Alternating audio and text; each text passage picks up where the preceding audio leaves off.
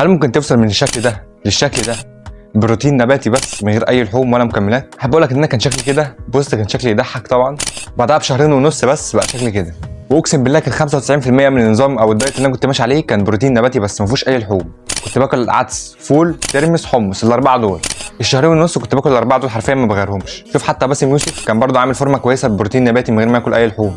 مش هضحك عليك واقول لك ان البروتين النباتي زي الحيواني، استحاله. البروتين الحيواني اقوى بكتير طبعا ان هو كامل الاحماض الامينيه، عكس البروتين النباتي بيبقى ناقص في الاحماض الامينيه شويه. بس برضه ما ينفعش ننكر ان البروتين النباتي ممكن تعمل فورمه كويسه وشيب كويس. فمعظم العملاء اللي بتجيلي بيقول لي انا مش معايا فلوس اجيب لحوم ولا مكملات، فبضطر اعمل له دايت الاغلبيه منه بيبقى بروتين نباتي. انت بس اللي عمال تدلع وقال ايه مستني الفرصه المناسبه لما يبقى معاك فلوس وتجيب مكملات، مش هتحصل. انت تعرف باقل الامكانيات توصل للجسم اللي انت عايزه. وانا عامل خصم 50% بمناسبه الصيف و70% اللي بتوع ثانويه عامه، عشان يا عم تعمل احلى فورمه للجامعه. العرض ده جاي عليا بخساره والله، بس يلا. انا مش عارف لحد دلوقتي مستني ايه. خش دلوقتي اكتب لي على الدي ام ولا نبدا رحله مع بعض.